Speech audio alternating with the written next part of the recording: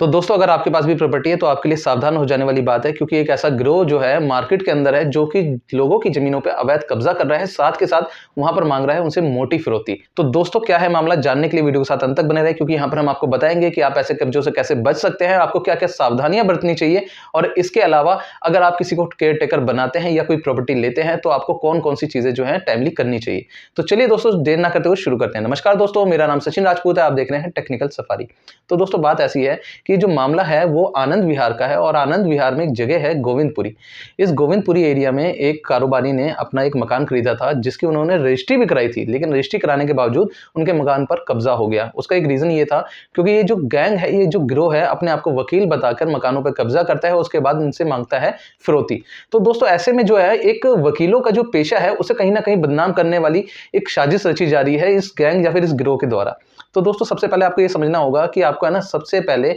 अगर आप किसी को भी अपना मकान या फिर अपनी दुकान या फिर अपनी प्रॉपर्टी जो है केयर टेकिंग के लिए दे रहे हैं या फिर रहने के लिए दे रहे हैं, तो सबसे पहले आपको उस बंदे की या फिर उस पर्सन की जो है वेरिफिकेशन करानी बहुत जरूरी है, क्योंकि ज्यादातर लोग जो है इन चीजों में चूक करते हैं या फिर कहते हैं ढिलाई देते हैं, जिसके बाद उन्हें बहुत सारी मुसीबतों का सामना करना पड़ता है। तो दोस्तों यहाँ पर सबसे पहले क्या चीज है कि आपको एक चीज ध्यान रखनी है कि जब भी आप कोई प्रॉपर्टी लेते हैं, चाहे वो आप प्लॉट ले रहे हैं चाहे मकान ले रहे हैं, उसे कभी भी खाली नहीं छोड़ना है। क्योंकि हमारी सबसे बड़ी गलती क्या होती है, हम जब भी प्रॉपर्टी लेते हैं हम सोचते हैं कि कुछ टाइम के बाद यहाँ पर बाउंड्री कराएंगे या कुछ टाइम के बाद यहाँ पर गेट लगवाएंगे, और जिसके बाद क्या है हमारी प्रॉपर्टी जो है सालों साल ऐसे ही पड़ी रहती है, जहां पर इन जैसे गिरोह का या फिर इन जैसे असामाजिक तत्वों का कब्जा करने का जो है बहुत अच्छा इन्हें मौका मिल जाता है। तो दोस्तों सबसे पहले मैं आपको बताऊंगा, अगर आप कोई प्रॉपर्टी लेते हैं तो सबसे पहले उस प्रॉपर्टी पे अपना कब्जा दिखाएं, यानी कि प्रॉपर्टी पर सबसे पहला काम क्या करना है, आपको चार दीवारी करानी है, एक गेट लगवाना है, वहां पर अपना कॉन्टैक्ट डिटेल्स, अपना नाम, साथ के साथ अपनी प्रॉपर्टी का एड्रेस जो है वहां पर मेंशन कराना है, ताकि फ्यूचर के अंदर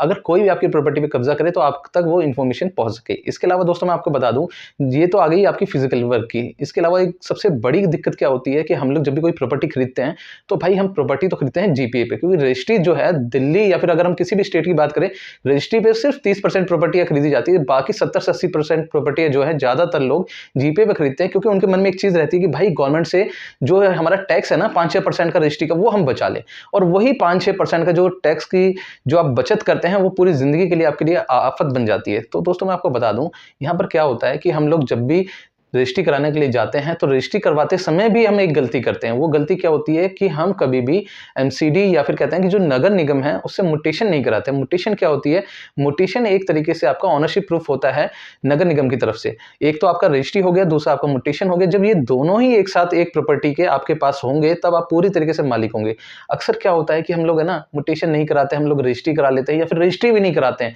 तो वहां पर क्या है, वहां पर ये सारे जितने भी फ्रॉड है या फिर ये जितने भी स्कैम्स हैं वो बहुत इजी हो जाते हैं करने, क्योंकि सबसे पहली चीज ये रजिस्ट्री नहीं है तो भाई जीपीए की जमीन है, कोई भी कब्जा कर सकता है, और आप उसे कोर्ट के अंदर चैलेंज करते हैं तो कोर्ट के अंदर जीपीए की वैल्यू बिल्कुल जीरो होती है। और अगर आपने रजिस्ट्री करा ली, रजिस्ट्री कराने के बाद आपने एमसीडी की म्यूटेशन नहीं कराई, पता चलता है आपकी प्रॉपर्टी पे कोई और टैक्स भर रहा है अपने नाम से, किसी और ने अपने म्यूटेशन करा रखी है, तो इन फ्यूचर वो जगह जो है वो डिस्प्यूट में आ जाती है, या फिर अगर हम बात करें वो विवादित जगह हो जाती है, और जिसके बाद क्या है ना तो आप वहां पर रह पाते हैं ना ही उस जमीन को आप बेच पाते हैं। तो इन चीजों का आपको ध्यान रखना है। इसके अलावा दोस्तों एक सबसे बड़ी चीज क्या देखी गई है कि जब भी जो लोग बाहर रहते हैं, यानी कि जो लोग इस कंट्री से बाहर रहते हैं या किसी और सिटी में रहते हैं, तो वो अपनी जो करंट सिटी में जहां पर उनकी प्रॉपर्टी है उसका केयर टेकर किसी को बना देते हैं, या फिर जीपीए उसके नाम पर ट्रांसफर कर देते हैं कि भाई सारे राइट्स दे देते हैं, भाई बिजली का कनेक्शन लगवा लो, पानी का कनेक्शन लगा लो, बेसिक सुविधाएं जो है वो आप अपने हिसाब से मैनेज कर लें और इसके हम आपको कुछ ना कुछ देते रहेंगे। तो दोस्तों ये सारी चीजें जो है हमें रिटर्न में करनी है, ना कि वर्बली करनी है। हम लोग गलती क्या करते हैं, हम लोग है ना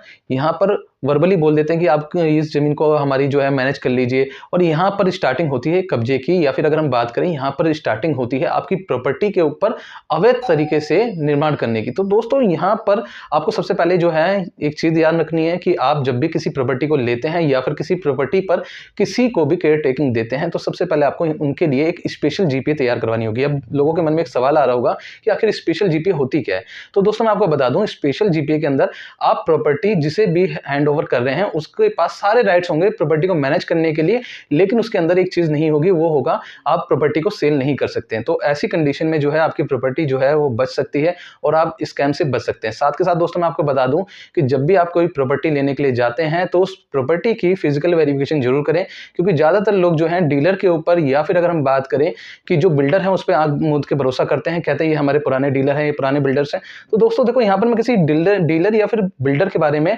ये नहीं कहना चाहता कि वो लोग गलत करते हैं, स्कैम करते हैं, लेकिन कहीं ना कहीं उन्हें भी नॉलेज नहीं होती है, या फिर ऐसा होता है कि वो आपके साथ में अपना कमीशन बनाने के लिए आपको बहुत सारी चीजें जो है हाइड रख देते हैं। तो दोस्तों इन चीजों का आप ध्यान रखेंगे तो भविष्य में आपकी जमीनों पर कब्जा नहीं होगा। साथ के साथ मैं आपको बता दूं कि जब भी आप प्रॉपर्टी किसी को रेंट पे देते हैं तो उसकी वेरिफिकेशन जरूर कराएं, अपना रेंट एग्रीमेंट जरूर बनवाएं और आने वाले सालों में टाइम टू टाइम उसे अपडेट कराते रहें। आई होप दोस्तों आपको हमारी ये जानकारी भरी वीडियो पसंद आई होगी, और अगर आपको लगता है ये दूसरे के काम की है तो इसे ज्यादा से ज्यादा शेयर करें, और अगर आपको वीडियो पसंद आई हो तो वीडियो को लाइक करके शेयर करें और कमेंट कर दीजिए कि आपको इस वीडियो का कौन सा पार्ट अच्छा लगा। तब तक के लिए मिलते हैं नेक्स्ट वीडियो में, और साथ के साथ चैनल को सब्सक्राइब कर दीजिए, क्योंकि अगर आप चैनल को सब्सक्राइब नहीं करते तो हो सकता है अगली बार आप हमारी वीडियो ना देख पाए।